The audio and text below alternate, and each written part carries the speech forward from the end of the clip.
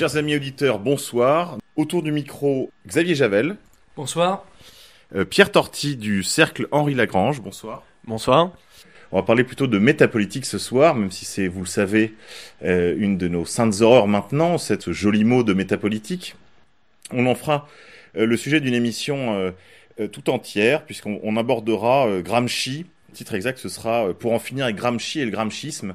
Et j'espère, Pierre, que vous serez des nôtres pour aborder ce thème de la métapolitique. Mais malgré tout, justement, puisque nous sommes dans une situation un peu particulière en France aujourd'hui, on ne peut pas faire l'économie de parler de cette situation culturelle de la France et de l'Europe en général, même du monde occidental.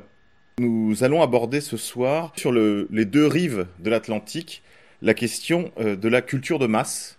Et nous allons évidemment nous inspirer des travaux du grand sociologue américain Christopher Lasch, de son traducteur et de son introducteur en France, Jean-Claude Michéa aussi, bien sûr, qui ont écrit sur cet important sujet de la culture de masse qu'on pourrait opposer à la culture classique, qu'on peut aussi opposer aux cultures populaires, ce que fait beaucoup Michéa à la suite de Christopher Lasch, opposer culture populaire, culture de masse. Nous allons essayer d'examiner comment les cultures populaires ont été subverties et comment les oligarchies des deux rives de l'Atlantique ont substitué justement à ces cultures populaires cette culture de masse que d'aucuns appelaient aussi le spectacle. Nous aborderons également les causes de cette crise de la culture, autre titre, celui du livre important d'Hannah Arendt. Peut-être ce nom reviendra-t-il aussi lors de nos échanges. Alors Pierre, vous êtes membre du CHL, le Cercle Henri Lagrange, qui se préoccupe beaucoup de la question du libéralisme. Et vous nous faites l'honneur ce soir de venir à notre micro. J'espère que nous aurons l'occasion de collaborer de façon continue sur ces émissions Fréquence Orage d'Acier. J'ai voulu vous inviter ce soir sur ce sujet parce que c'est typiquement le genre de choses qui vous intéresse, je crois. Et vous êtes un familier aussi de la pensée de Jean-Claude Michéa. Est-ce que vous pouvez nous dire un mot, peut-être pour commencer, pour vous présenter un petit peu, de comment vous êtes venu à cette préoccupation, peut-être comment vous avez découvert cet auteur, et qu'est-ce que ça vous inspire aujourd'hui dans votre propre combat culturel ? Écoutez, Jean-Claude Michéa, comment est-ce qu'on y vient ? On y vient, je dirais, spontanément, dès qu'on commence à comprendre toutes les apories, les faiblesses et l'inanité du système libéral, du libéralisme pour être clair. Michéa montre très bien, et il est l'un des seuls aujourd'hui en France à le faire, le lien absolument incassable entre le libéralisme économique, cher à la droite, et le libéralisme culturel, cher à la gauche. Donc c'est quelque chose qui vient comme une évidence, si vous voulez. On s'aperçoit très vite que le libéralisme culturel et ce qui en découle, donc la culture de masse, est l'un des moyens préférés du libéralisme économique pour pouvoir prospérer. Donc c'est un auteur aussi qui vient pas de nos milieux, c'est un auteur qui est de gauche, qui a été communiste jusqu'à ses 20 ans environ, dans les années 76-75, et qui a bien compris que ça ne mènerait nulle part et qui s'affirme anarchiste orwellien. Sa critique du libéralisme économique, certes, mais surtout culturel, et notamment le libéralisme culturel promu par les milieux de gauche, est absolument pour moi essentielle, et notamment également son introduction en France, comme vous l'avez très bien dit, de l'œuvre de Christopher Lasch. Oui, il y a probablement un aspect important dans ce travail de Michéa qui est sa propre évolution. On voit qu'à mesure que Michéa écrit, vous l'avez qualifié d'homme de gauche, d'homme venu de la gauche. Je crois qu'aujourd'hui, lui dire ça aujourd'hui, ce serait lui faire injure. Il le prendrait assez mal. Lui qui justement, dans ses derniers opus, soulignait que la gauche avait été le parti des fusilleurs de la Commune, qu'elle avait été aussi le parti de l'écrasement de tout un ensemble d'insurrections ouvrières. Est-il encore un homme de gauche ? Ah, aujourd'hui, non. Aujourd'hui, même toutes les personnes de gauche qui se qualifieraient de gauche aujourd'hui, et on le voit bien, elles le font déjà, le considèrent comme un fasciste. le considère comme un fasciste parce qu'elle considère que Jean-Claude Michéa a trahi le milieu dont il venait. Je pense pour ma part que c'est surtout ces gens qui accusent Michéa de fascisme qui ont trahi ce qu'était la gauche autrefois, et les trahisons qui datent de la Commune, les trahisons qui datent même de la période marxiste, proudhonienne, tous ces gens-là qui ont trahi le peuple au final, qui ont trahi le peuple pour se consacrer petit à petit, les années passant, aux minorités, aux petits intérêts particuliers, en se désintéressant de ce qui fait la base d'une nation, la base d'un pays, à savoir le peuple, les travailleurs, les gens qui ne sont pas dans des salons parisiens à essayer de savoir si telle belle âme a raison. Je pense que Michéa a rompu avec les errements de ce que pouvait contenir sa jeunesse, et on sait que ces années-là ont été malheureusement extrêmement riches en erreurs et en misère intellectuelle, on peut le dire. Xavier. À cette époque-là, et d'ailleurs pour cette génération, moi qui viens d'ailleurs d'une famille de communards puis de communistes, il y a quand même eu un changement, notamment dû justement au milieu de la culture, qui a fait passer ces gens-là d'abord considérés comme d'extrême gauche, à bord considérés aujourd'hui par d'extrême droite totalement. Je crois qu'en fait, ces changements d'étiquette, ces changements de taxinomie politique, s'expliquent principalement, non pas tellement par le changement de telle ou telle figure, de tel ou tel intellectuel isolé dans la République des lettres, mais plutôt par le changement du cœur atomique de l'oligarchie, de la gauche du capital, qui, en l'espèce, a trahi d'abord la classe ouvrière pour lui préférer un peuple un peu plus évanescent, trahit la souveraineté populaire pour lui préférer à la fois, vous l'avez dit Pierre Torty, les minorités, mais aussi l'étranger, et en particulier l'Union européenne, l'OTAN. On voit bien tout le rôle qu'a pu jouer un certain gauchisme politique et culturel dans le choix d'un alignement vis-à-vis de la politique étrangère anglo-américaine et israélienne, et en particulier la question de la défense européenne, le projet de défense européenne qui était défendu par toute une veine de la gauche réformiste autour de la section française de l'Internationale ouvrière de l'époque, et de cette deuxième gauche naissante autour de la question, on va dire, du colonialisme, de ce noyau de deuxième gauche qui a lui aussi choisi délibérément l'Atlantique contre la souveraineté populaire. Et en fait, c'est ce changement de l'oligarchie qui va finalement translater ses amours de la classe ouvrière, des classes populaires, de la souveraineté populaire, vers les valeurs de cette gauche du capital, c'est-à-dire du mouvement. On va passer à la gauche du mouvementiste, bougiste, dirait Taguieff. Et cette transformation, cette conversion des gros rangs de la gauche s'explique par le magistère qu'ont exercé certains intellectuels dans ces années 50, 60. Je pense évidemment là, puisqu'on parle de culture de masse ce soir, je pense évidemment à un nom comme Herbert Marcuse, avec son ouvrage « L'homme unidimensionnel », qui sera le pape de ce qui sera désigné par la suite le freudo-marxisme, une espèce de synthèse de la philosophie du soupçon de Freud et d'une autre philosophie du soupçon de Marx, avec en même temps la montée justement de cet anti-impérialisme dans le gauchisme européen et américain, donc on va dire un décalque de la lutte des classes, et avec évidemment la lutte des races, avec l'anti-impérialisme, l'anticolonialisme, sur la lutte des sexes, avec le féminisme.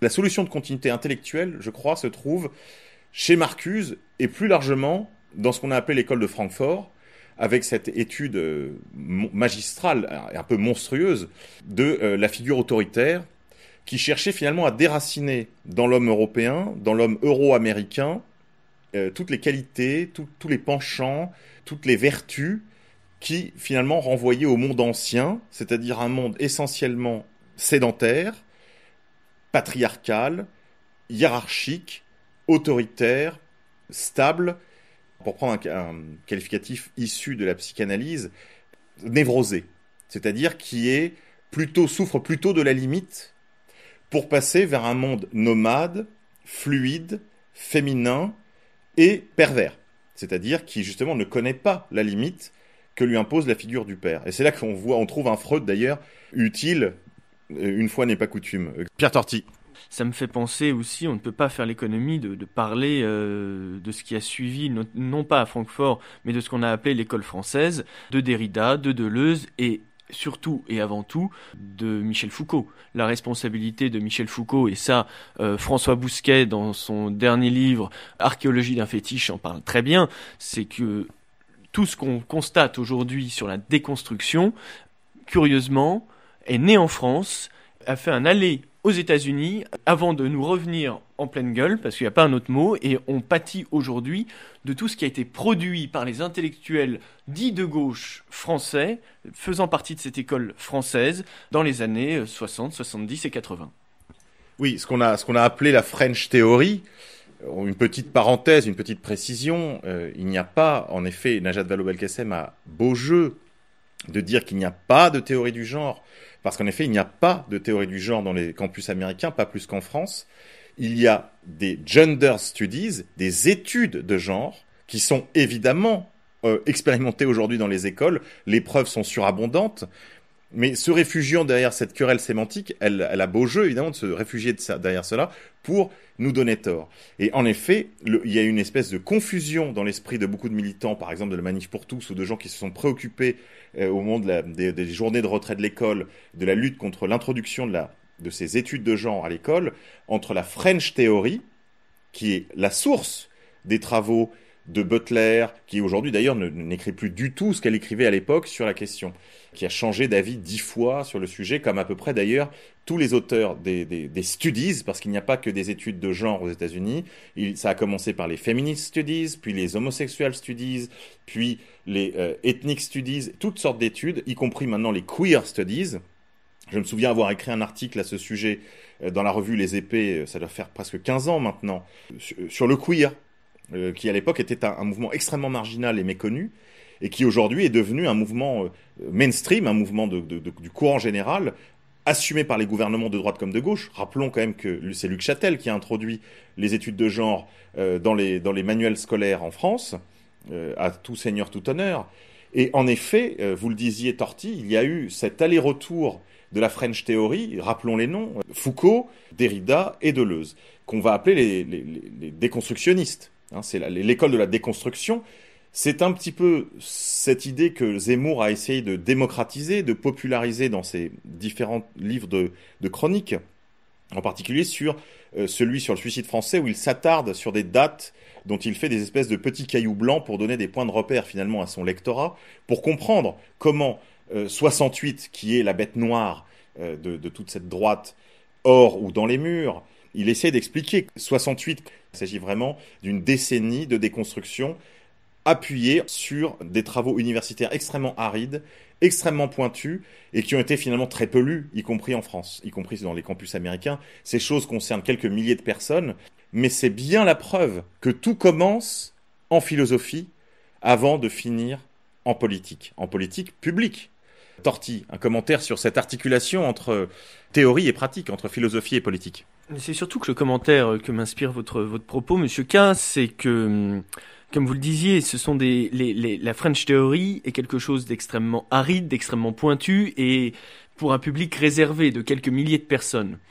Et c'est ça qui à mon avis, est un point qui n'est pas négligeable. C'est que une théorie, des études, des sujets qui sont réservés à une certaine partie de la population universitaire réussissent à infiltrer toute la société des années après, alors que c'est parti de rien.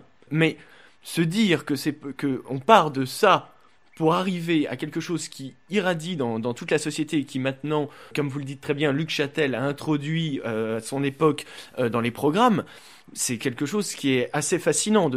C'est là parce que ça montre et ça met en pleine lumière la puissance d'un certain milieu professionnel, mais surtout d'un certain milieu idéologique dans la société d'aujourd'hui. Et ça, c'est très intéressant. Il est intéressant de montrer que Luc Châtel, ministre de droite, introduit dans les programmes ces études de genre. On aurait pu s'attendre à ce que ce soit la gauche qui le fasse. Non, c'est un ministre de droite qui introduit les études de genre et quelques années plus tard, c'est un gouvernement de gauche qui fait passer la loi travail. Donc tout ça est quelque chose d'extrêmement intéressant. C'est ce mélange des genres, cette disparition des clivages traditionnels dans une sorte de magma totalement informe. On ne sait plus très bien. Ils sont interchangeables. Ils sont interchangeables.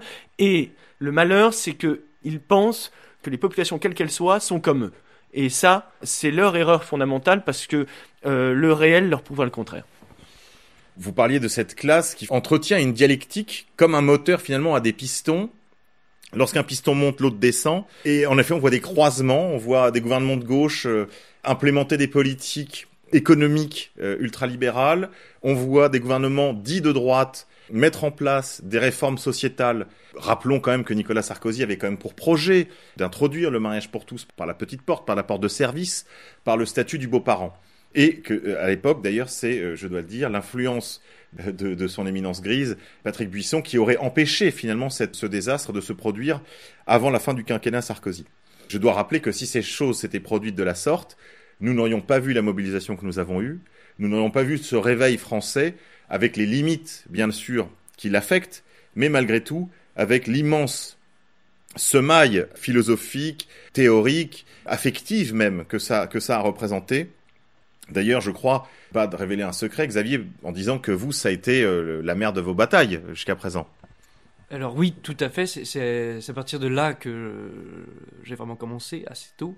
Nous parlions justement de cette interconnexion entre la gauche, la droite qui fait des réformes sociétales, on parlait de Luc Châtel, la gauche qui fait des réformes économiques, la loi travail, et là on revient immédiatement à Michéa qui, dans l'Empire du Moindre Mal, le dit très bien, libéralisme culturel, libéralisme économique ne sont pas antinomiques, c'est simplement les deux faces d'une même médaille. On a l'exemple parfait, Châtel, le gouvernement Hollande, un gouvernement de droite, une réforme sociétale, un gouvernement de gauche, une réforme économique, les deux de manière libérale, on voit que le réel donne raison à Jean-Claude Michéa, d'une manière évidente. On va rentrer dans le vif du sujet, j'aimerais qu'on parle un peu de culture. J'aimerais rendre hommage à un de mes vieux camarades, Sébastien Lapaque, qui a écrit un livre important, me semble-t-il, pendant le quinquennat Sarkozy, qui s'intitulait « Il faut qu'il parte ». Il avait écrit ce livre, il était alors journaliste au Figaro littéraire. Ça lui avait causé beaucoup de problèmes parce que écrire un livre de ce type avec en couverture la photo, si vous voulez, du bureau présidentiel dont le président serait parti avec en fond, vous voyez, les livres et le drapeau français et le drapeau européen, bon, ça faisait une impression évidemment un petit peu spéciale dans la rédaction du Figaro. Je rappelle qu'à l'époque, c'était on était encore, je crois, sous le règne de Nicolas Béthou. Enfin, on était déjà sous Nicolas Béthou. Et Sébastien avait eu les plus grandes difficultés avec ce livre.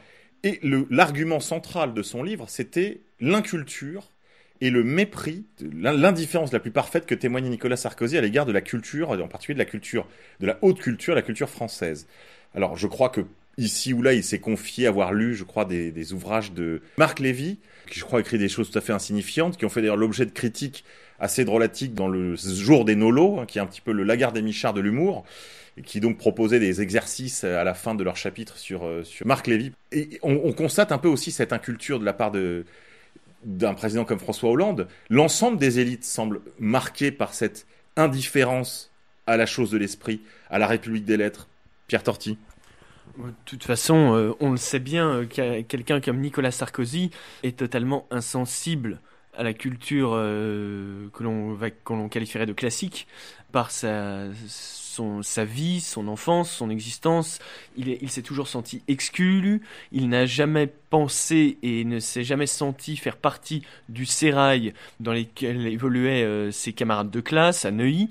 Et c'est quelqu'un qui avait dit à Philippe de Villiers, c'est Philippe de Villiers qui le rapporte, et je le cite de mémoire, il disait « Philippe, tu as de la chance, l'histoire de France et ses paysages t'évoquent quelque chose, pour moi il me laisse froid. » Eh bien, la culture c'est pareil, la culture française le laisse froid. Alors, il a beau jeu de dire que sa femme, Carla Bruni, lui a fait découvrir Céline et qu'il a Voyage au bout de la nuit comme livre de chevet.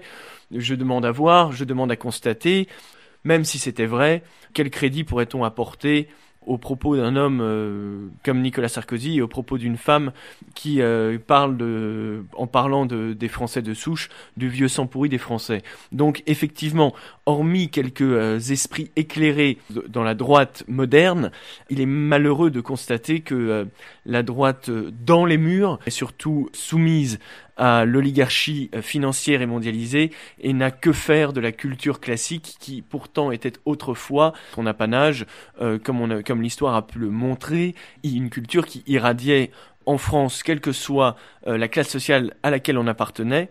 Oui, parce que même si c'est une belle galerie de traîtres et d'impotents, on pense à des figures comme Pompidou, même comme Giscard, ou évidemment le général de Gaulle, qui avait une vraie culture littéraire et qui, d'une certaine façon, essayait aussi d'écrire une page du roman national. Roman national qui, à mon avis, aujourd'hui est fort clos, et on doit justement, nous, la voix de la révolution conservatrice, travailler aux pages à écrire demain, dès aujourd'hui, d'une certaine façon aussi accepter ce que l'histoire nous retire, ne pas vivre au milieu des ruines, comme disait le vieux baron. Mais malgré tout, prenons un champ un peu plus large. C'est comme vous le disiez, Pierre Torti, c'est toute l'oligarchie qui montre cette indifférence à la culture. Pourtant, elle ne se désintéresse pas de la chose culturelle dans le sens où elle impose comme nouvelle religion pour les masses la culture sans adjectif, mais que nous pouvons nous qualifier la culture de masse. Xavier. Et ça, justement, on le remarque très bien tout le long de la Ve République, de Gaulle jusqu'à actuellement. Donc, c'est-à-dire, De Gaulle, il y avait quand même déjà un début de mépris de la culture. Il méprisait Malraux. Malraux essayait de lui faire connaître des choses. Il disait, oui, bon, c'est vraiment insignifiant, on s'en fout.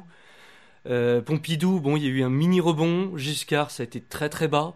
Il a pourri l'Élysée, il a pourri les domaines nationaux. Tout d'un coup, il y a eu une parenthèse Mitterrand. Il s'est énormément intéressé à la culture parce que Mitterrand est un homme de lettres. Et après, on a Chirac, on a Sarkozy, puis là on a Hollande qui nomme des gens ministres de la culture qui sont quoi, des polytechniciens peut-être, même pas. Donc c'est vraiment la fin de la culture de l'oligarchie qui est représentée petit à petit avec la parenthèse, je dirais la vraie parenthèse Mitterrand, qui a permis à un petit milieu culturel de survivre. Jacques Lang, finalement, ce sera beaucoup plus la continuité que la rupture, même si Malraux était certainement un homme empreint d'une vraie culture classique, c'était aussi à bien des égards un faussaire. Et avec lui commencera cette politique d'État, cette politique publique d'encouragement de la culture, dans laquelle justement va se glisser le gauchisme intellectuel, le gauchisme culturel. Alors moi, c'est de ça dont je voudrais qu'on parle. C'est ce programme. Vous parliez à l'instant d'ailleurs, Xavier, de Pompidou. Vous parliez d'un léger mieux. Un léger mieux si l'on veut. En effet, lui, au moins, était normalien. Donc, d'une certaine façon, il incarnait cette hérédité de Normal Sup d'avant la guerre. C'était un normalien dans les années 30. C'est-à-dire qu'il a été, sinon camarade, en tout cas confrère à quelques années près de gens comme Brasillac, de gens comme Althusser, et j'en passe. Pierre Torti, qu'est-ce qu'on peut dire de ce projet qui datons-le de Malraux, de ministère de la Culture, qui va progressivement accompagner, d'abord sous les oripeaux justement de la grande culture bourgeoise, cette imposition de la culture de masse aux populations hébétées? Plusieurs choses à dire. Premièrement, je pense que le ministère de la Culture, donc, qui a été créé par De Gaulle pour Malraux, était fait pour Malraux. Et Malraux avait évidemment des faiblesses et on aurait beaucoup de choses à dire sur lui. Toutefois, je pense que son rôle n'a pas été trop mauvais dans la culture, en tout cas dans l'apparition de cette culture peut-être institutionnelle, peut-être un peu lourde, un peu bourgeoise, mais tout n'est pas acheté chez Malraux. Ensuite, effectivement, ça a été malheureusement la porte d'entrée du gauchisme culturel dans le monde des lettres, dans le monde de la culture. Ça a été la gouvernementalisation de la culture, l'institutionnalisation de la culture, et là, c'est là que ça devient dramatique. Parce qu'effectivement, comme le disait Xavier, il y a eu une parenthèse culturelle intéressante sous le mandat de Mitterrand. Mais Jack Lang, qu'est-ce que c'est? Jack Lang, c'est la fête de la musique, c'est le rap. Ça ne va pas très loin. On n'élève pas le peuple avec de telles cultures. On a le sentiment que les gouvernements successifs ont eu pour ambition de donner une culture bâtarde, relativement pauvre au peuple, pour l'empêcher de s'élever, parce que s'il s'élève, c'est-à-dire qu'il pense, et s'il pense, ça les met en danger.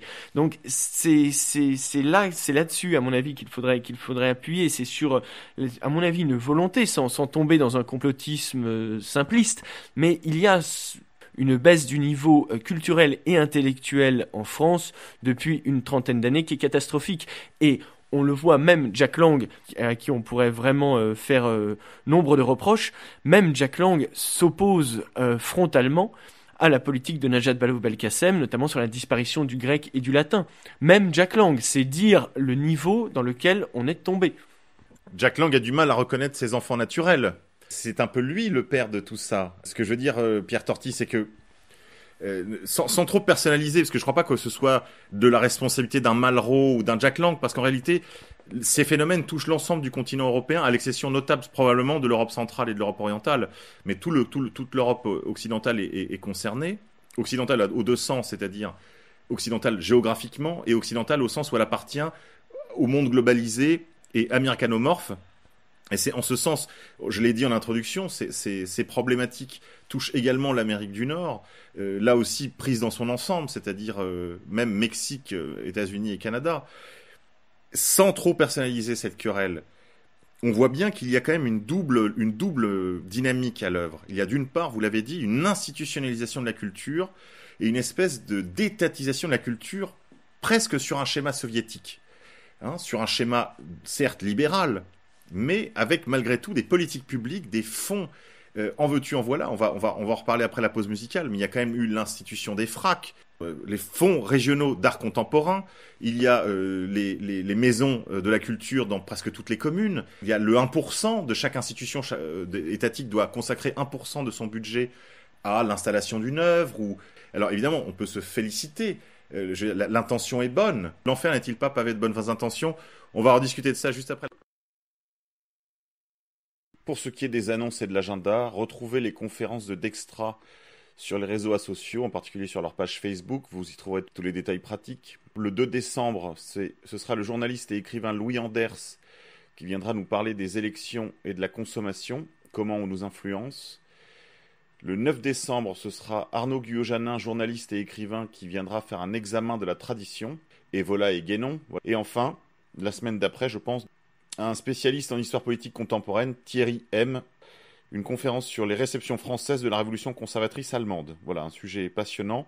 Donc n'hésitez pas à vous y rendre, toujours sur les pages Facebook de Dextra et sur le site internet oragedacier.info. Vous retrouverez toutes les informations pratiques de ces conférences. Shame. Shame. Shame. Shame. Shame.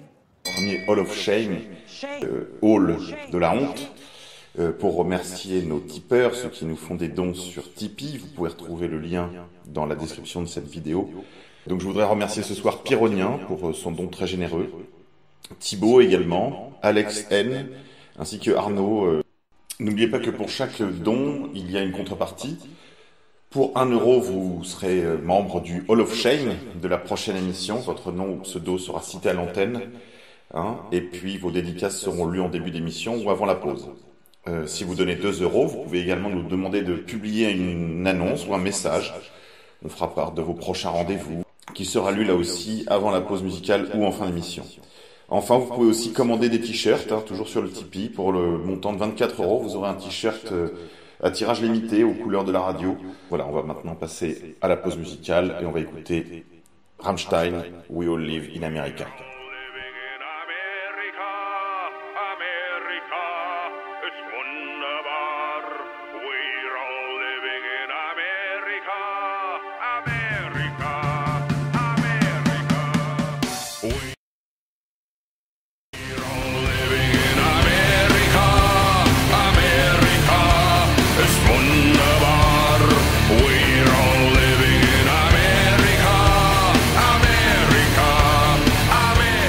Après cette pause musicale, on reprend nos échanges. Je disais juste avant la pause, Pierre Torti, que ne doivent pas trop se focaliser sur telle ou telle responsabilité, encore que chacun y a sans doute imprimé sa marque, une marque dont dispose l'homme d'État. Mais ce sont des phénomènes qui ont touché l'ensemble de la sphère septentrionale, Amérique du Nord, Europe occidentale. Ces phénomènes, c'est cette double dynamique, à la fois d'une politique d'État, une politique institutionnelle d'imposition de la culture, et de l'autre, on en parlait tout à l'heure en parlant de Michéa, la logique du marché. La logique du marché qui vient, dont l'État finalement n'est que la béquille, et qu'il vient seconder, qu'il vient secourir, qu'il vient à tout instant proposer aux masses hébétées dans tous les lieux de vie. Et là, je reconnais des slogans de 68, c'est-à-dire jouissons sans entrave et la vie sans temps mort. La vie sans temps mort, c'est finalement Apple, l'univers mental de la publicité d'Apple, c'est un univers finalement très post-situationniste. Un univers justement sans temps mort. Et l'État vient à la fois imprimer une culture d'État qui vient écraser le tout dernier reliquat des cultures populaires d'une part, et surtout proposer en complément et pour prendre sa suite, que chacun prenne en main cette activité culturelle par lui-même dans la consommation de produits culturels. Cinéma, musique, et maintenant tous les spectacles de toutes sortes qui émergent, c'est-à-dire art contemporain, théâtre de rue, et tous ces genres de choses horribles, peuplés de théâtreux en sarrois les pieds nus. Pierre Torty. Effectivement, il y a tous les problèmes que vous venez d'évoquer, mais c'est surtout que vous parliez du marché et de la culture, comme on l'avait évoqué précédemment, de la culture institutionnalisée. Mais à cela se greffe quelque chose, il ne faut pas l'oublier, vous parliez de l'Amérique du Nord, se greffe l'américanisation de la culture. Car vous parliez d'Apple. Avant même Apple, avec l'apparition de la télévision, avec l'apparition des radios qu'on l'on pouvait capter sur ondes longues, et puis, bien sûr, maintenant et surtout d'Internet, la culture est la même partout. C'est la même culture. La culture institutionnelle, au final, ne joue plus que pour une certaine élite parisienne, bobo, ou alors certaines élites de grandes villes de province. Mais qui intéresse-t-elle au fond? Plus personne. Le peuple, aujourd'hui, n'est pas abreuvé de culture institutionnelle. Il est abreuvé surtout et avant tout de culture globalisée d'essence américaine.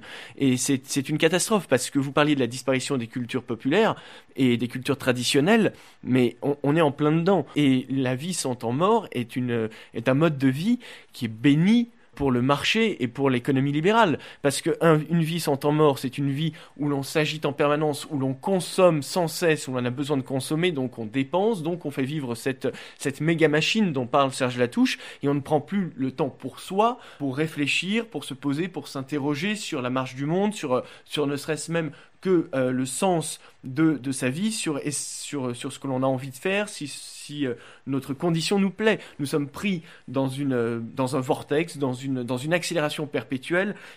Je pense que Paul Morand serait lui-même extrêmement horrifié de voir ce qu'est devenu le monde aujourd'hui, lui-même qui se qualifiait d'homme pressé. Oui, qui a écrit d'ailleurs un très joli livre, Éloge de la paresse, qui répond en écho à une autre éloge de la paresse de Laforge, le neveu par alliance de Marx. Xavier. Que je viens d'une famille qui est totalement dans l'institution de la culture, 100% ministère de la culture, et le millefeuille français est entièrement touché par ça. C'est-à-dire qu'avant le bobo, il écoutait Nougaro. Aujourd'hui, le bobo, il écoute Necfeu. Donc il y a vraiment tous les plans de toute la culture française qui est en train de se faire détruire. T'as les vieux au ministère de la Culture qui sont virés parce que c'est quand même chiant ce qu'ils racontent, etc. Sauver le patrimoine, c'est quand même un truc de merde. C'est-à-dire que les gens qui amènent cette culture s'autodétruisent eux-mêmes. Et on arrive à un niveau où toute la culture est en train de disparaître. Parce que là, on a utilisé le mot culture en deux occasions différentes. Là, en parlant de la culture, c'est-à-dire la culture de masse dont vous parliez, Pierre Torty, alors que là, Xavier, vous parliez, vous, de la haute culture, la culture dite bourgeoise par la critique marxiste, que moi j'appelle simplement haute culture, ça suffit, culture aristocratique. Alain Finkielkraut, que par ailleurs, je taquine un peu sur les réseaux sociaux en rappelant sa qualité de syriaque et en rappelant aussi ses contradictions. Lui aussi, finalement, est un homme assis sur cette branche qu'il scie lui-même. Car n'est-il pas de ces gens qui ont aussi acquiescé? Je pense là au débat qu'il a mené contre Badiou, qui par ailleurs est un fou furieux, mais qui, sur certains aspects, souligne certaines contradictions de l'académicien Finkielkraut et le met devant ces contradictions. Par exemple, dans son atonie critique devant le libéralisme et le capitalisme financier qui a envahi tout et qui a évidemment la première responsabilité dans la destruction de la culture, de la haute culture, à laquelle Finkielkraut est, je crois, sincèrement attaché. Je crois que les gens qui ne comprennent pas ça, que Finkielkraut s'attache à critiquer le médium par lequel la culture est chassée de l'école, qu'est l'informatisation, la mécanisation, la robotisation, qui d'ailleurs accompagne très logiquement les programmes pédagogistes imposés à nos chères têtes blondes et brunes maintenant depuis plus de 40 ans. Mais la tablette ne suffit pas à expliquer le problème, ni d'ailleurs, je dirais, une culture du bougisme dont nous parlions en début d'émission, ni cette culture du mouvementiste, cette culture progressiste, cette culture démocratique même, il va jusque-là, il va jusqu'à critiquer les aspects égalitaristes et par trop démocratiques de l'école, la démocratisation excessive de l'école, c'est-à-dire jusque de la fonction de maître. Le maître est finalement bouté hors de sa chair pour y introduire, disons, pour faire simple, le suffrage universel. On y viendra de plus en plus, c'est-à-dire qu'on verra peut-être demain les élèves élire leurs professeurs. C'est tout à fait le genre de proposition, d'ailleurs, qu'on entendait pendant les mois qui ont suivi 68 ou 69, on entendait ce genre de sottise. C'est d'ailleurs à peu près ce qui s'est passé lorsqu'ils ont créé la faculté Mouroir de Vincennes, devenue depuis Paris 8, Saint-Denis. Je crois qu'il y a aussi vous le disiez Xavier, une inconséquence des élites à comprendre quelles sont les conditions de la haute culture. Et donc la condition de toute vraie liberté intérieure, y compris des classes populaires. Il y a eu récemment publication d'un livre de Majid Cherfi, chanteur de Zebda. Donc voyez un peu le niveau, hein. Zebda, tomber la chemise, hein, reçu par un académicien sur les ondes de la radio d'État, de la radio du service public, dans son émission qui est véritablement la messe du samedi matin, réplique donc par Alain Finkielkraut, qui lui passait du polish, en veux-tu, en voilà, alors que le type justement venait témoigner de l'impossibilité qui lui était faite en tant que jeune garçon d'origine maghrébine, vivant en France de parents FLN. D'ailleurs, je profite de la parenthèse pour dire que ses parents étaient des gens tout à fait inconséquents, parce que si l'Algérie était le paradis socialiste qu'ils avaient rêvé, que foutait-il en France dans les années 70 et 80 ? Bon, parenthèse refermée. Lors de cette interview, Finkielkraut va longuement interroger Majid Cherfi, justement sur les conditions, ou plutôt sur l'impossibilité qu'il y avait pour lui de lire des livres dans cette société, véritablement barbarisée de l'intérieur, par, me semble-t-il, Torti, corrigez-moi si je me trompe, par justement toutes les logiques capitalistes à l'œuvre. C'est-à-dire qu'en fait, il s'agit d'une normalisation de la société. La société est on ne peut plus intégrée. Les jeunes gens, en fait, qui martyrisaient Majid Cherfi étaient les agents du capital, ce que rappelle Michéa d'ailleurs dans la très belle Scoli, comme il le dit lui-même, dans l'enseignement de l'ignorance sur la Caïra. Ces jeunes gens qui l'empêchaient de lire en le traitant de PD étaient en fait des gens tout à fait intégrés à l'imaginaire du capitalisme, c'est-à-dire l'inutilité de la culture, l'inutilité imaginaire que partagent, nous le disions tout à l'heure Pierre Torti, les élites dans leur ensemble, et Nicolas Sarkozy n'étant finalement que l'hypostase commode pour nous pour se figurer cet état de fait. Pierre. Non, mais vous le dites très bien, vous avez employé exactement le mot qu'il fallait, c'est l'inutilité de la culture dans le monde capitaliste. À quoi sert la culture classique lorsque vous êtes trader ? Puisque aujourd'hui c'est ça qui marche, c'est l'argent facile, c'est l'argent rapide, c'est d'entretenir cette machine toujours de manière toujours plus vite, toujours plus fort, toujours plus loin, et ça ne sert plus à rien.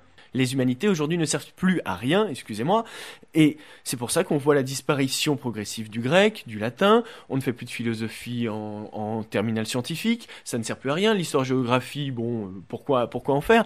Et voilà, la culture aujourd'hui ne sert plus à rien, et l'école n'est plus là pour enseigner un savoir, elle est là pour préparer au monde du travail. C'est une révolution essentielle. On n'a jamais vu ça autrefois.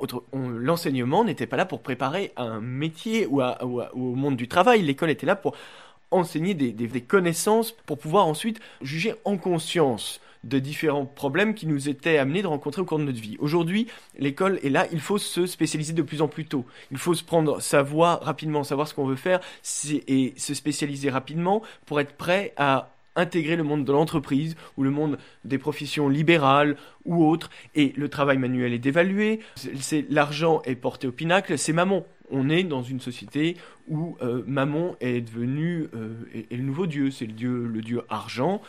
On ne fait pas société, on ne fait pas nation en se basant sur le profit. La culture est essentielle pour une solidarité nationale ou régionale. C'est une des causes de la totale désagrégation des sociétés, de l'abandon et de la destruction de ces liens qui libèrent, pour reprendre une expression bien connue. Dans une société qui a renoncé à la haute culture, les cultures populaires en résonance à cet abandon, parce que nous le disions tout à l'heure, peut-être le plus difficile à ressusciter, ce ne sera pas la culture bourgeoise, ce sera les cultures populaires parce que elles sont toutes faites de pratiques, de mœurs, d'habitudes, de parler, et toutes ces choses font la richesse du monde, et des linguistes comme Claude Agege, depuis maintenant presque 30 ans, ne font que déplorer la disparition de tous ces habitus populaires qu'il sera, pour ainsi dire, impossible de ressusciter.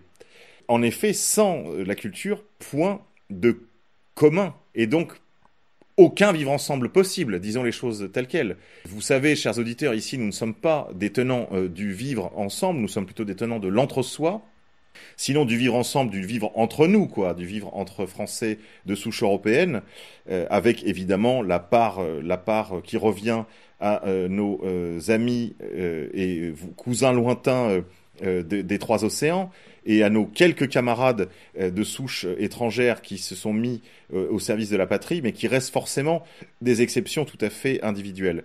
Sans cette commune appartenance, parce qu'en fait la culture c'est quoi ? La culture est à l'esprit ce que le sang est à la race.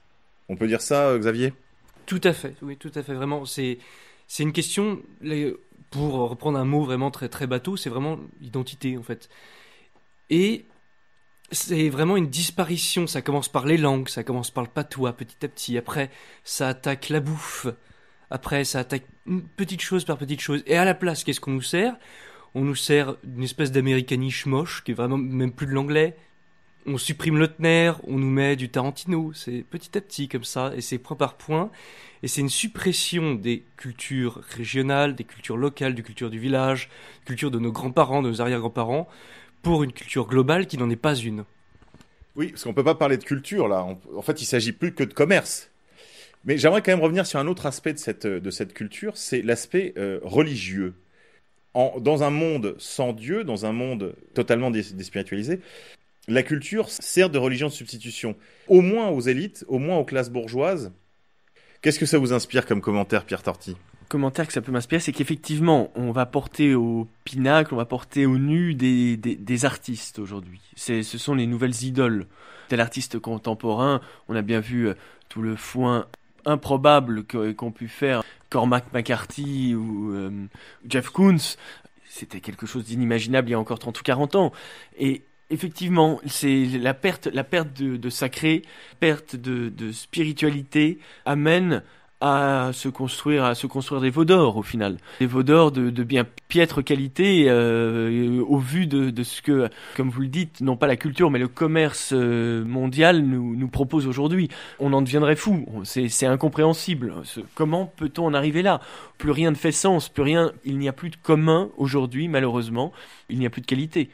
Peut-être dans ce dernier quart d'émission, on puisse éventuellement proposer quelques solutions à nos auditeurs de ce qu'il est possible de faire. J'ai pour habitude de dire qu'on peut se réenraciner de bien des façons.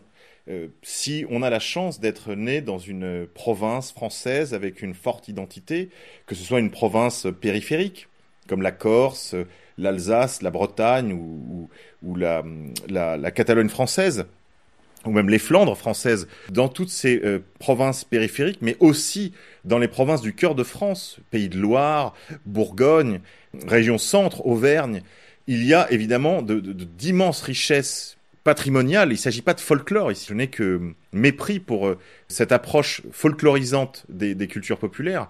Il s'agit au contraire de les vivre et non pas d'en faire un simulacre. Il y a là un trésor dont vous pouvez vous approcher, essayer d'intégrer des groupes musicaux, des cours linguistiques, des groupes justement d'intérêt culturel où on va visiter à la fois les ruines d'un vieux monastère celte du IIIe siècle en Bretagne, ou pour tel Corse ce sera tel ermitage ou tel moine byzantin à séjourner. Et là on va découvrir justement toutes les connexions un peu souterraines de ces provinces et de ces coins reculés de France avec la grande culture universelle. Parce que la culture, c'est véritablement ça, c'est l'accès à l'universel. Dans le meilleur sens du terme, il ne s'agit pas de l'universel des Lumières, ni de l'universel des droits de l'homme. Il s'agit de l'universalité dont pouvait parler la philosophie antique. Je pense évidemment ici à quelqu'un comme Aristote. On ne peut qu'engager nos auditeurs à s'intéresser à leur culture locale, régionale certes comme vous l'aviez évoqué, mais aussi quelque chose qui me semble extrêmement intéressant, les régions naturelles, qui ne sont pas du folklore, qui sont malheureusement en passe de le devenir, et quand une culture devient du folklore, c'est-à-dire qu'elle est morte, donc il faut tout faire pour empêcher la folklorisation des cultures. Mais il y a d'autres options, évidemment, qui nous sont données. Le fait de se réenraciner dans notre langue vernaculaire, qui est le français, et dans sa littérature, qui est quand même le continent encore très largement méconnu des plus jeunes d'entre vous, et qui mérite, là aussi, que vous preniez votre sac à dos et que vous partiez en exploration, chers amis et auditeurs.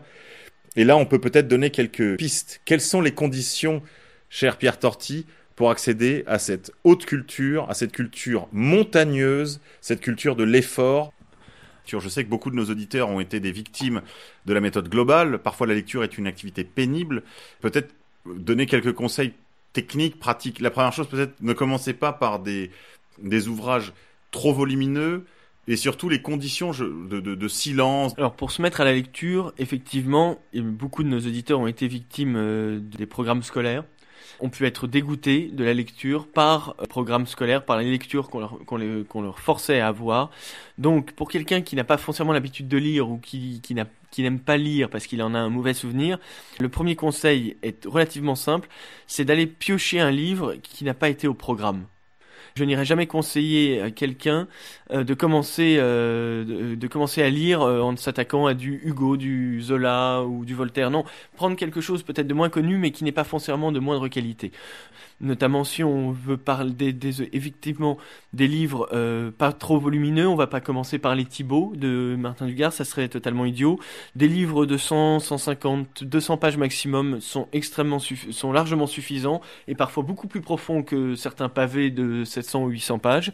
On peut peut-être commencer même par des nouvelles, des recueils de nouvelles. Absolument, par des nouvelles, c'est totalement possible. Maupassant, qu'on connaît pour Bel Ami ou Une vie, a écrit de nombreux contes qui sont extrêmement agréables à lire, extrêmement bien écrits. On peut commencer par des textes même de Paul Léotot qui sont relativement courts. On peut lire, je parle de Léotot, même des journaux, notamment le journal de Léotot est quelque chose d'extraordinaire puisqu'il vous retrace la vie culturelle, la vie littéraire et théâtrale française de 1880 à sa mort en 1950. Donc on a tout le monde littéraire qui avait une qualité certaine à l'époque et ça permet ensuite, comme on connaît l'auteur via le regard de Léotot qu'il le croisait. Léotot disait « J'ai croisé Verlaine à la terrasse d'un café ». Eh bien, si on ne connaît pas Verlaine, prenez un livre de Verlaine, allez lire ses poèmes, allez lire allez lire de la poésie, allez lire des nouvelles, des romans, pas foncièrement très longs. Il y a certains auteurs, n'allez pas foncièrement tout de suite attaquer par du Céline, qui vient petit à petit. Vous aimez, par exemple, vous n'avez jamais lu de littérature on va dire classique, vous êtes un fan de science-fiction ou d'heroic fantasy, eh bien avant d'aller vous attaquer à Tolkien, prenez par exemple L'Ensorcelé de Barbado Revilly qui est là dans le fantastique et en plus dans l'enracinement, ça se passe dans la langue de Coutances, dans le Cotentin, ça parle des Chouans, un certain mystère, une certaine mystique, une spiritualité. Allez piocher dans tout notre patrimoine littéraire qui est d'une richesse incommensurable, vous trouverez toujours quelque chose à votre goût. Il est surtout question de curiosité et de ne pas se laisser décourager par un livre. Vous avez totalement le droit d'abandonner une lecture qui vous déplaît, mais n'allez pas pour autant arrêter de lire parce que tel livre vous a déplu. D'autres vous plairont, donc ne lâchez, comme on dit, ne lâchez pas l'affaire. Allez-y et vous verrez, vous en sortirez grandi et vous en serez heureux. Oui, peut-être commencer, comme vous le disiez, Pierre, par des petites choses, des nouvelles. Ne pas se laisser intimider par la littérature. Ne pas se laisser intimider par l'étendue d'une bibliothèque municipale ou d'une grande bibliothèque comme le Centre Beaubourg. Commencer peut-être par la fréquentation des objets, de l'objet livre. Aller chez les bouquinistes, pour les Parisiens, les Franciliens, aller sur les quais, essayer de chiner un petit livre de 2 à 3 euros, de 80, 100, 120, 200 pages.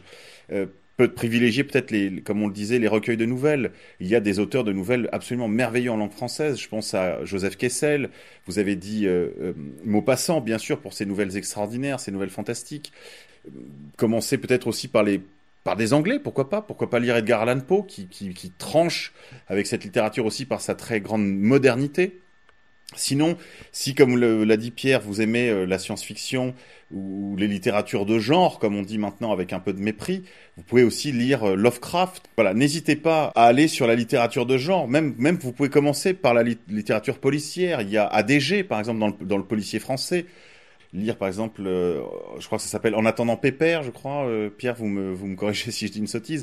On peut commencer même par de la littérature très contemporaine, très récente, qui vous dépaysera peut-être moins, mais qui justement vous intimidera peut-être moins également. Je pense à des auteurs comme des auteurs plus récents, comme on parlait tout à l'heure d'Aragon. La poésie d'Aragon est assez moderne dans son expression. Ça peut être Apollinaire, voilà. La poésie est aussi un moyen d'aborder la lecture et la littérature avec beaucoup d'humilité, parce que là c'est très court. On va lire un poème, 2 poèmes, 3 poèmes, et puis on passera à autre chose. Mais comme le disait Pierre, ne vous laissez pas intimider par la lecture.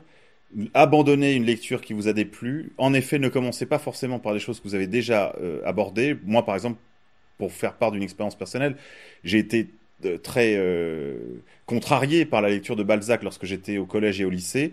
J'ai redécouvert Balzac lorsque j'étais un jeune militant d'une vingtaine d'années, et j'ai redécouvert un Balzac tout à fait différent, un Balzac qui est le novelliste de son époque, et sans faire de parallèle, parce que je déteste les contresens de cet ordre et surtout les anachronismes de cet ordre, mais il était l'auteur de House of Cards de son époque, c'est-à-dire qu'il cherchait à décrypter le sens caché de la vie sociale et politique de son temps. Il disait lui-même qu'il écrivait à la lumière de 2 grands flambeaux, Le Trône et l'Autel, et c'est pas du tout l'auteur qu'on nous a présenté, évidemment, ni à vous ni à moi lorsque nous étions au lycée. Et puis il y a des grands auteurs comme Victor Hugo, qui passe aujourd'hui pour le robinet d'eau tiède, alors que lui aussi a été un jeune militant exalté. Il était un jeune militant nationaliste, monarchiste, ultra. Lisez-le avec intérêt, lisez ses premiers ouvrages avec la fougue qu'il a pu y mettre lui-même. Après, je vous donnerai aussi comme conseil le silence. Hein. Bernanos dit la vie moderne est une conspiration contre toute forme de vie intérieure, comme il avait raison. Isolez-vous, comme pour vos activités spirituelles, comme pour la prière, isolez-vous, prenez un livre. Si vous aimez les ambiances plus bruissantes des cafés, n'hésitez pas à prendre votre petit livre et à vous mettre à une terrasse de café. Commencez cette relation pour ceux qui ont le plus de difficultés à engager cette démarche. Mais privilégiez malgré tout le silence dans lequel grandit justement la sensibilité. Ensuite, je vous dirais, essayez de privilégier aussi un rythme. Dites-vous, voilà, cette semaine, je vais consacrer 1 heure à la lecture pour commencer cette longue marche vers les sommets de la grande culture. Ce sont des sommets qui, encore une fois, ne doivent pas vous intimider, et n'oubliez pas que c'est un pied après l'autre, hein, pour gravir une montagne, un pied après l'autre. Si vous êtes un amoureux de la nature, un amoureux des grands paysages français et européens, n'hésitez pas non plus à mettre un petit livre dans votre sac lorsque vous allez marcher sur nos chemins de France et d'Europe. Souvenez-vous d'une chose, le seul moyen de fréquenter les morts, c'est la lecture. C'est le seul moyen que nous avons de fréquenter, d'être contemporains de nos morts, de nos aînés qui nous ont précédés à la fois dans toutes nos expériences pénibles de la vie individuelle, que ce soit le dépit amoureux, la frustration d'une ambition, l'impatience d'une passion, comme par exemple décrite par Stendhal. N'oubliez pas la littérature, la grande culture, c'est aussi un compagnonnage avec les grands de ce monde qui ont réussi à traduire dans la langue soit de la littérature, de la poésie ou de la musique, de la peinture bien sûr, et de l'ensemble des grands arts tels que la sculpture, l'architecture, etc., mais qui sont peut-être plus compliqués d'abord. Commencez par la fréquentation de nos grands anciens, dans la lecture, dans l'intimité, dans l'humilité de ce geste finalement assez banal et qui est devenu si exotique à beaucoup d'entre nous.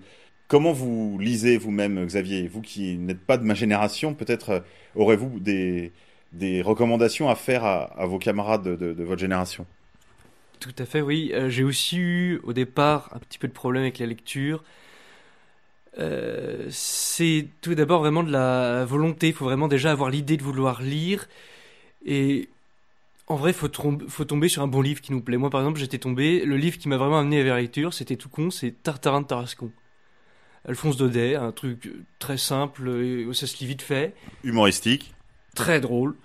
Il y a un petit contexte d'époque, c'est très marrant. Et c'est des choses comme ça. Après, on se dit, tiens, si j'allais justement lire un autre livre de Daudet, c'est pas une recherche très intellectuelle au début, c'est une recherche du plaisir au début, comme dans les arts et lettres. Vraiment, on sent qu'on est dans les arts et lettres. Au départ, on recherche un plaisir. Peut-être ce sera le meilleur argument. Cherchez à vous faire du bien. Et puis n'oubliez pas que dans les moments difficiles, la lecture, c'est aussi un compagnonnage.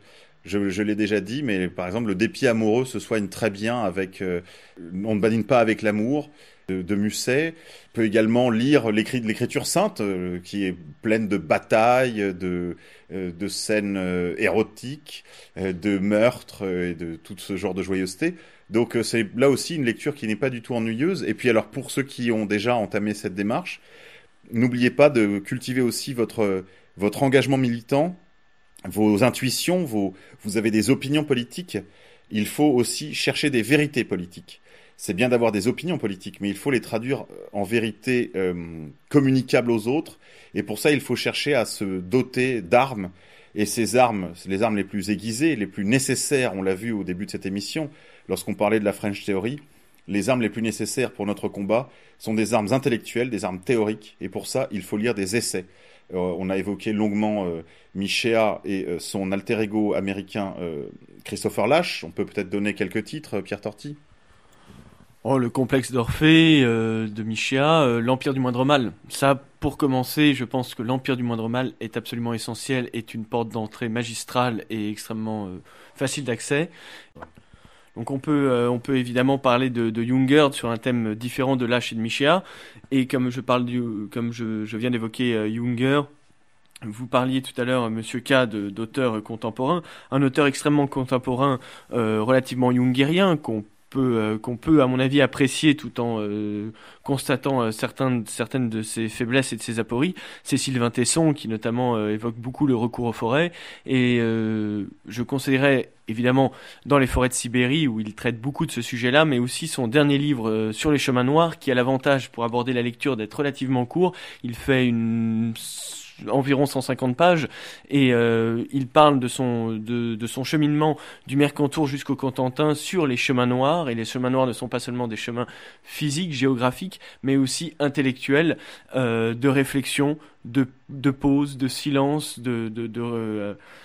et de mise à l'écart de tout le bruit de ce monde actuel, et de pouvoir, qui permettent de se recentrer sur l'essentiel. Voilà, donc vous l'aurez compris, chers amis auditeurs, la grande culture prospère dans le silence et dans la fréquentation des anciens. Je vous enjoins, pour ceux qui le souhaitent, d'aller consulter la bibliographie proposée par la formation politique d'Extra. Vous retrouverez ça dans les onglets sur l'université d'été, je crois, vous retrouverez une bibliographie assez complète. Je remercie ceux qui commentent à la fois sur le blog Méridien Zéro, sur le blog Orage d'Acier. Je remercie aussi ceux qui commentent sur la chaîne YouTube Orage d'Acier. Merci de continuer de commenter, de partager. Merci de vous abonner à la chaîne. N'hésitez pas à vous abonner. N'hésitez pas à mettre un petit pouce vers le haut pour ceux qui aiment et vers le bas pour ceux qui n'aiment pas. On n'a pas de problème avec ça. Voilà, écoutez, je vous remercie, messieurs, pour cette intéressante émission sur la question de la culture de masse, culture populaire et culture classique. Pierre Torty, un mot de conclusion ? Le mot de conclusion, c'est cultivez-vous, refusez la culture globale que l'on nous sert depuis bien trop longtemps aujourd'hui. Soyez curieux, suivez vos intuitions, comme vous parliez tout à l'heure des essais et des opinions politiques. Suivez vos intuitions, suivez vos goûts, suivez vos plaisirs, comme disait Xavier. Le plaisir est essentiel. Cultivez-vous, parce que la culture vous empêchera d'être l'esclave du monde moderne. Écoutez, sur ces belles paroles, on se quitte et je vous dis à la semaine prochaine.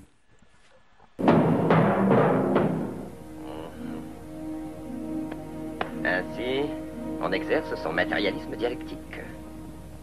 Et pourquoi pas sa subjectivité radicale. Ça pourra toujours servir. Pas pour des grèves sauvages, pas pour les occupations d'usines, j'espère, ni pour les incendies des CES.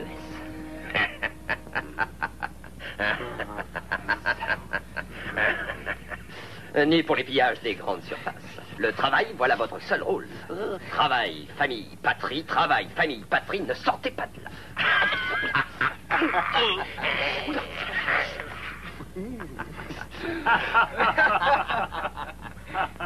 Je ne veux plus entendre parler de lutte de classe.